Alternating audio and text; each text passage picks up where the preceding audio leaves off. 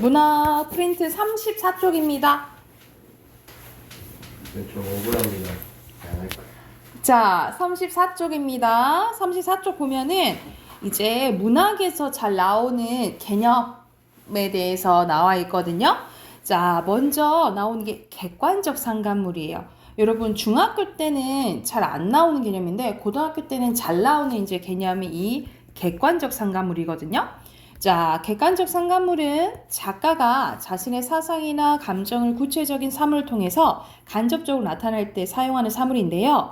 화자를 대신하는 대리인물, 화자의 정서를 촉발하거나 고조시키는 정서 자극물, 감정이입의 인물이 있다라고 보면 되는데, 여러분 어떻게 생각하면 되냐면 객관적 상관물은 시에서 이제 쓰일 때 자, 화자의 감정을 불러일으키거나 화자의 감정을 또는 고조시키거나 아니면 나의 상황과 반대이거나 아니면 나의 감정이랑 똑같은 역할을 하는 것을 객관적 상관물이라고 보시면 돼요. 예를 들어서 여러분 기영도에 엄마 걱정이라는 시가 있거든요. 거기서 화자가 엄마를 기다려. 엄마가 안 와가지고 어둡고 막 무섭다라고 하거든요. 근데 게다가 비까지 내려요. 그럼 비까지 내리면 안 그래도 어둡고 무서운데 더 무섭겠잖아, 그치? 그래서 이 빗소리는 어떤 역할을 하는 거예요? 화자의 정서를 더욱더 고조시키는 역할을 하는 거죠, 그쵸? 이러한 빗소리가 객관적 상관물이라고 생각하시면 돼요. 이런 식으로 자, 세 가지 경우가 있는데 여러분 봐봐. 화자의 정서를 이렇게 촉발시키거나 고조시키거나 감정이입이거나 아니면 화자의 상황과 약간 반대인 경우 이럴 때 객관적 상관물이라고 하거든요. 그래서 여기서는 객관적 상관물이라는 개념 알아두시면 되고요. 그리고 그 안에 있는 감정이입은 감정이 똑같을 때라고 생각하시면 돼요. 자, 매개물은 작가가 표현하려는 사상이나 정서를 다른 사물을 통해서 간접적으로 연결해 주는데 사용되는 사물인데 이 객관적 상관물도 하나의 뭐로 본다? 매개물로 본다 라고 보시면 될 것 같아요. 자, 밑으로 가봅시다. 시어의 속성 관련된 개념어예요. 음성, 상징어 우리 알지? 소리를 흉내내면 의성어. 그리고 모양을 흉내내면 의태어죠. 그쵸? 이걸 묶어서 음성, 상징어라고 하고요. 자, 색채어가 나오면 말 그대로 색깔을 나타내는 시어라고 생각하시면 돼요. 그래서 보통 이 색채어를 통해서 시각적 심상을 드러내고요.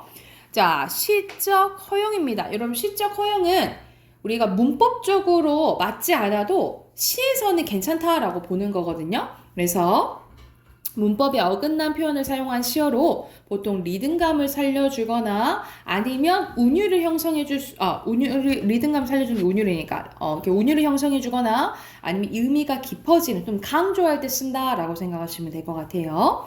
그리고 옛부터 오랫동안 사용해서 습관적으로 쓰이는 표현을 관습적 표현이라고 합니다. 관습적 표현은 보통 이제 고전 시가에서 많이 나타난다라고 생각하시면 될 것 같아요.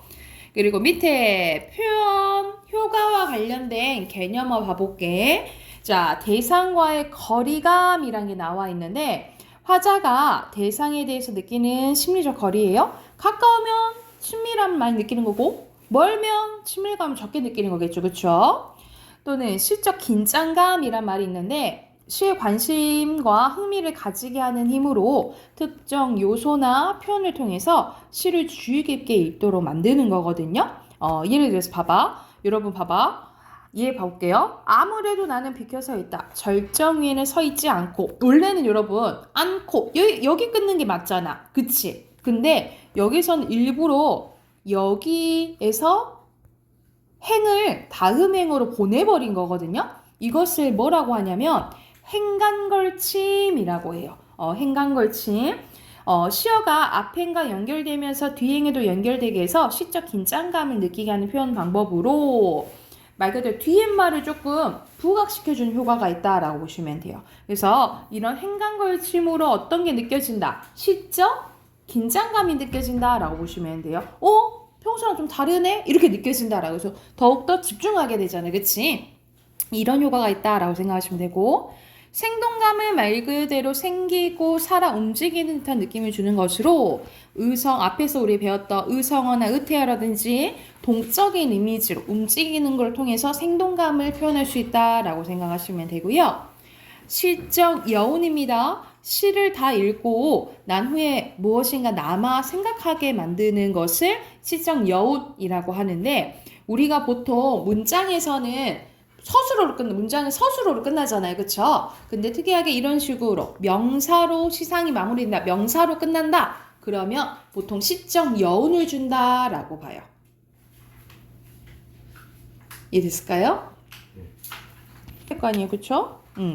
자, 그래서 다시 한번 이 행간 걸침을 통해서 시적 긴장감이 느껴지고 그리고 보통 명사로 끝나면 뭐가 느껴진다? 시적?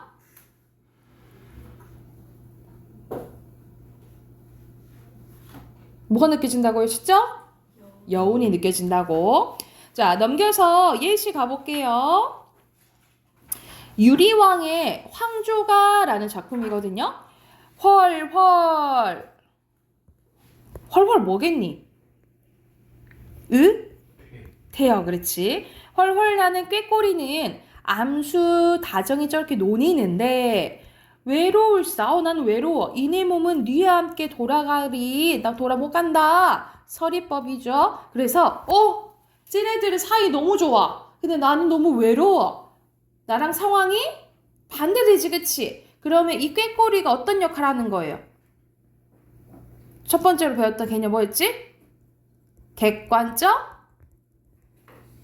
상관물 역할을 한다라고 보시면 돼요. 이런 역할을 한다고. 그래서 쓸쓸한 화자에 처져 대조되는 대상으로 여기까지 맞지? 객관적 상관물도 맞아요. 근데 나랑 감정이 똑같아 안 똑같아? 나랑 감정은 똑같지는 않아. 감정이입은 아니에요. X고요. 밑에 조지훈의 민들레꽃이요. 까닭없이 마음이 외로울 때는 노란. 올해 노란이잖아. 그치? 시적 허용 쓰였네. 민들레꽃 한 송이도 애처롭게 그리워지는데 이렇게 감탄사 나오잖아요. 여러분. 그러면 감탄, 탄 생각하면 돼. 영탄법이에요. 영탄법. 자, 얼마나 위로이랴. 소리쳐 부를 수 없는 이 아득한 거리에 그대 조용히 나를 찾아오느니 하면서 이 민들레꽃은 이 시에 뭐와 화자를 이어줄까? 마지막에 누가 나를 찾아온다 했어? 그대죠. 그쵸? 빈칸 그대 쓰시면 되고요. 자, 밑에는 신석정의 들길에 서서예요. 푸른 이런 색채어 나왔네. 시각적 심상 나오는 거죠. 푸른 산이 흰 구름을 지니고 살듯 내 머리 위에도 실적 화자 직접적으로 나타나 있네요. 항상 푸른 하늘이 있대요.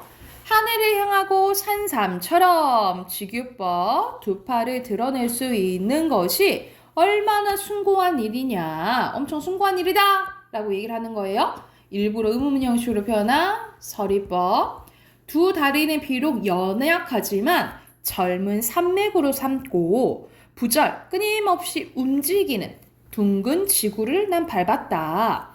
푸른 산처럼 든든하게 지구를 들디고 사는 것이 얼마나 기쁜 일이냐. 이거 정말 이렇게 살 수 있다는 건 기쁜 일이다 라고 얘기를 하는 거예요. 뼈에 저리도록 생활은 슬퍼도 좋대. 말 돼? 말 안 되지? 그럼 무슨 법? 역설법.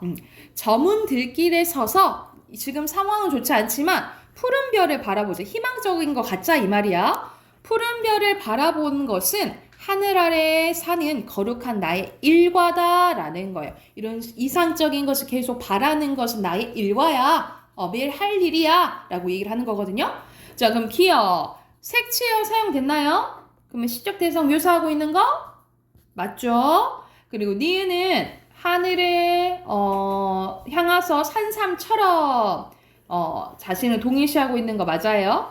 그리고 역동성과 생동감 움직인다 했잖아. 그치? 그리고 슬퍼도 좋다라는 것은 그래도 힘들어도 좋다라는 것은 낙천적인 태도로 긍정적인 태도로 이겨내려고 하는 거예요. 힘들어도.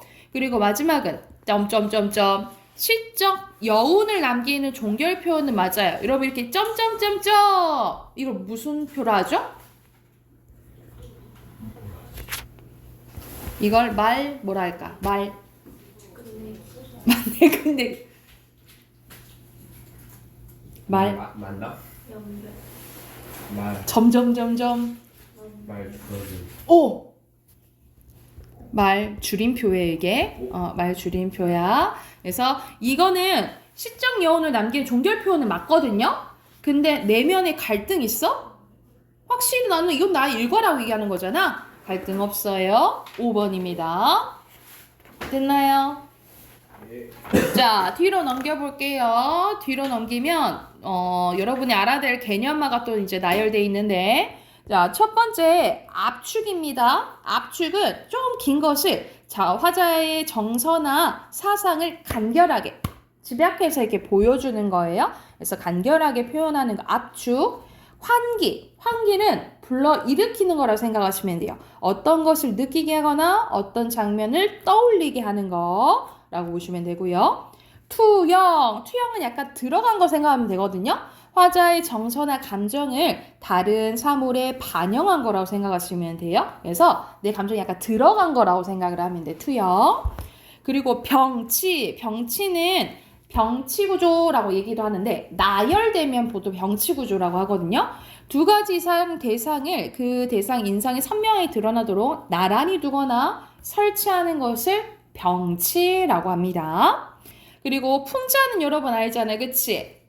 풍자는 뭐라고 생각하면 돼? 웃음 플러스 비판으로 기억하시면 되겠죠. 그쵸? 그래서 부정적인 것들을 빗대어서 약간 놀리듯이 표현하는 거라고 생각하시면 되고요.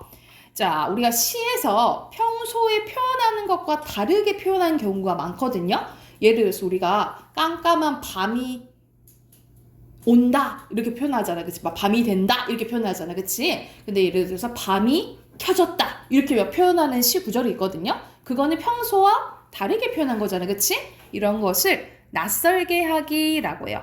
낯설게 하기는 친숙하거나 일상화된 내용이나 정서, 사물을 처음 보는 것처럼 낯설게 해서 새로운 느낌이 들도록 표현하는 거라고 생각하시면 될 것 같고요.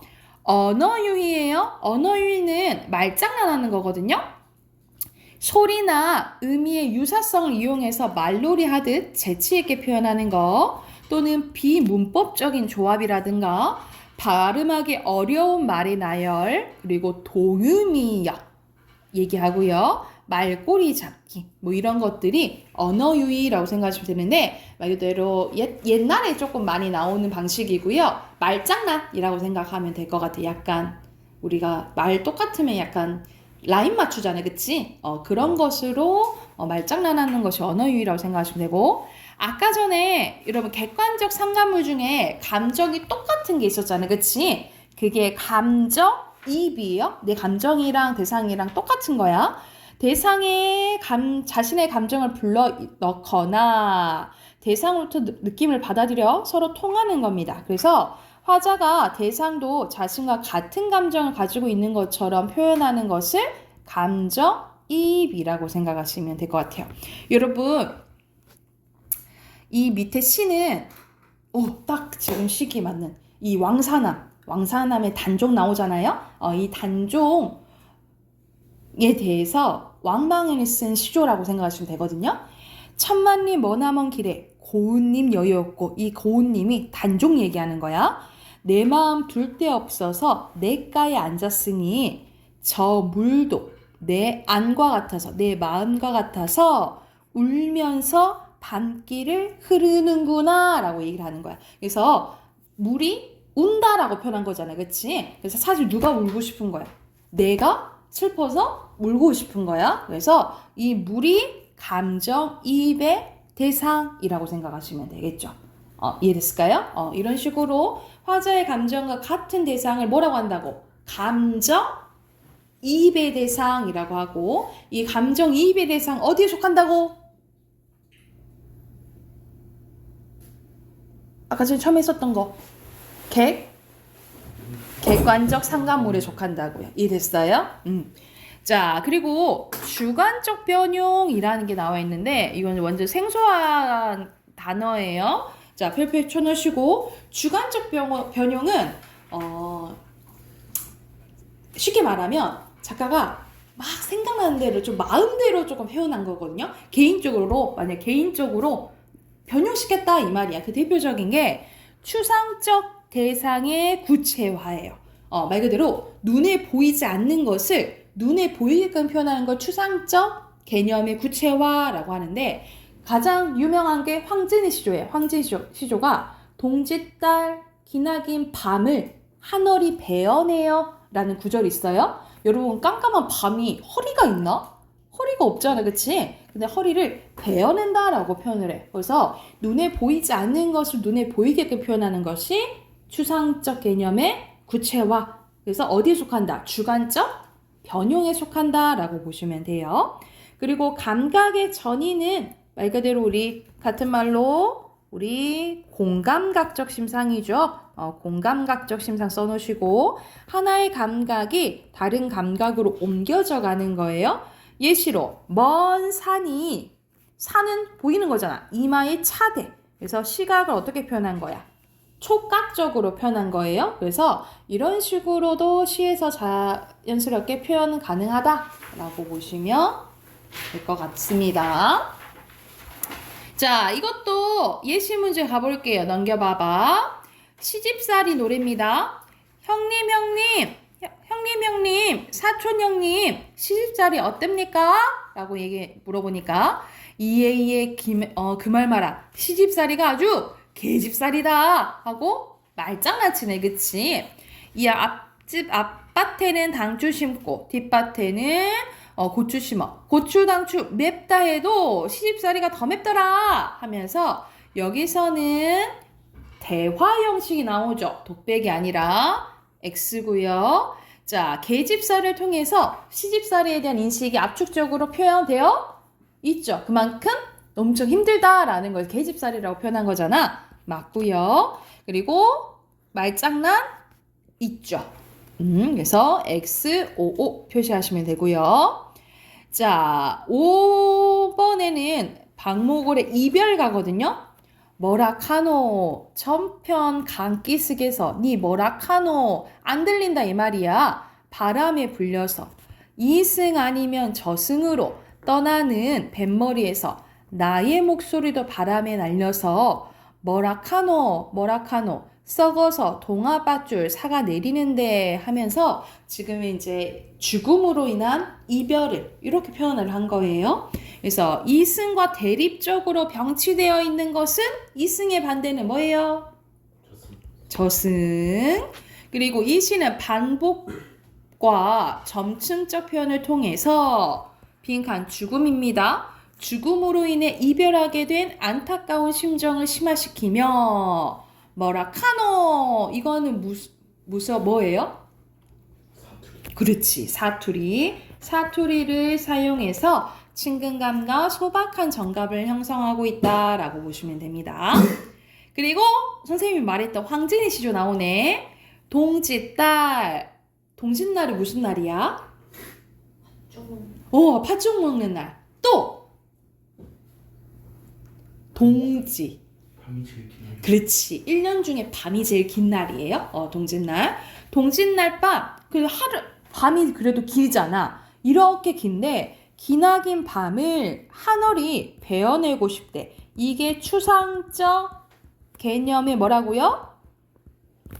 구체화라고요.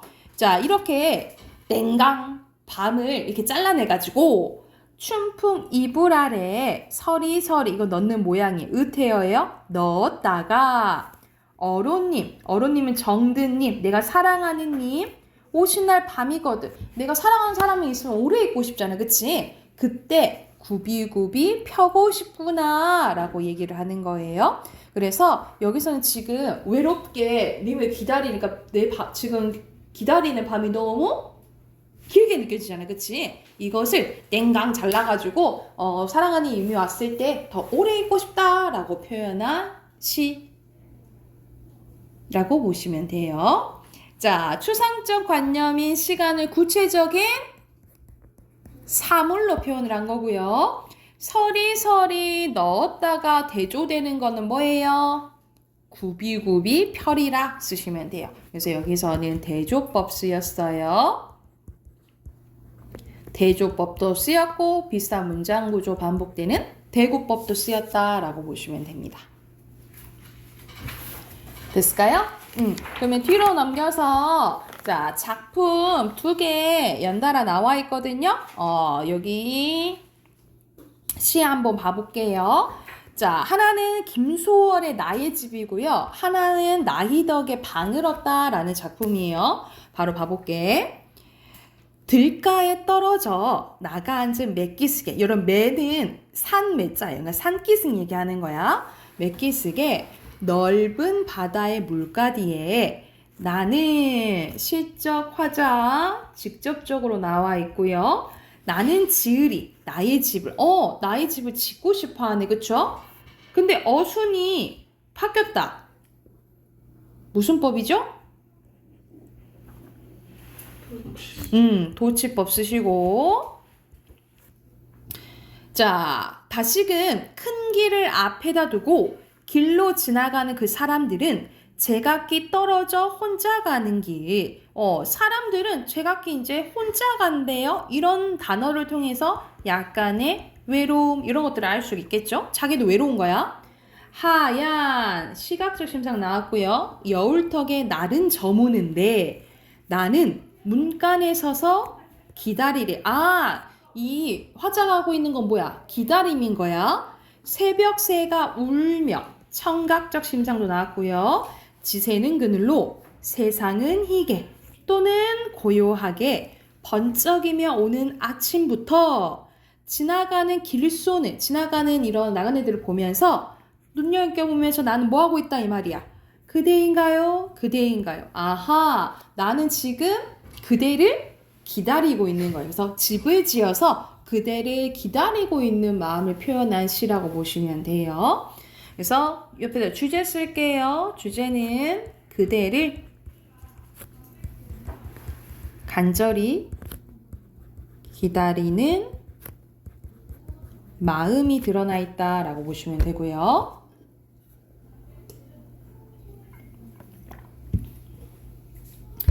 자, 나시 이어서 보면 우리 가까운 담양 나오네. 그치? 담양이나 창평 어디쯤 방을 얻어서 다람쥐처럼 주규법 쓰였어요. 드나들고 싶어서 고즈넉한 마을만 보면 들어가 기웃거린다. 지실마을, 구체적인 장소가 나오네. 그치? 구체적인 장소 나오는데 어느 집을 지나다 오래된 한옥 한 채와 새로 지은 별채 사이로 수더분한 꽃들이 피어있는 마당을 보았다. 나도 시적 화자 직접적으로 나타나 있고요. 나도 모르게 열린 대문 안으로 들어섰는데 아저씨는 숫돌에 낫을 갈고 있었고 아주머니는 밭에서 막 돌아온 듯 머리수건으로 촉촉했대. 그래서 저 방을 한 칸 얻었으면 하는데요. 여기서는 직접적으로 대화가 나오거든요. 그래서 대화를 직접적으로 경훈아 집중해서 대화를 인용하거든요. 효과는요. 사실감이랑 생동감을 더해준다 라고 보시면 돼요. 사실감과 생동감을 더해준다 라고 보시면 되겠고요. 그래서 저 방을 한 칸 얻었으면 하는데요. 일주일에 2번 와 있을 곳이 필요해서요. 내가 조심스럽게 한우 쪽을 가리키자 아주머니는 빙그레 웃으며 이렇게 대답했다. 글씨 아그들도 여기 이제 사투리 나오네. 아그들 다 서울에 나가보고 우리는 별채에서 지낼게로 안채가 비기는 해라. 그러지만은 우리 집안에 내력이 짙은 데라서 뇌무로는 지금도 쓰고 있단 말이요. 마음으로는 지금도 쓰고 있다라고 표현한 거야. 이 말을 듣는 순간 정갈한 마루와 마루 위에 앉아 계신 저녁 햇살이 마루 위에 앉아 있다라고 표현했네요. 사람처럼 표현한 거잖아. 의인법 쓰였어요. 눈에 들어왔다라는 거야. 자, 세노라는 말도 못하고 돌아섰지만 그 부부는 알고 있을까? 빈 방을 마음으로는 늘 쓰고 있단 말 속에 내가 이미 새들어 살고 있다는 것을. 그래서 거기에서 이제 감동을 얻은 거죠. 그쵸? 여기서도 어순이 바뀌었네. 어순 바뀌면 무슨 법이라고요? 도치법이라고요. 눈 똑바로 뜨고 도치법 쓰시고. 그러면 공통적으로 무슨 법이 쓰인 거예요? 도치법이 쓰인 거예요. 자, 이 시의 주제는 뭐라 쓰시면 되냐면 지실마을 어느 집주인 부부의 가족에 대한 애정과 그에 대한 감동입니다. 지실마을 어느 집주인 부부의 가족에 대한 애정과 그에 대한 감동이에요. 여기에 해당되는 6문제 문제 쭉 풀게요. 쭉 문제 풀고 답 확인해 봅시다.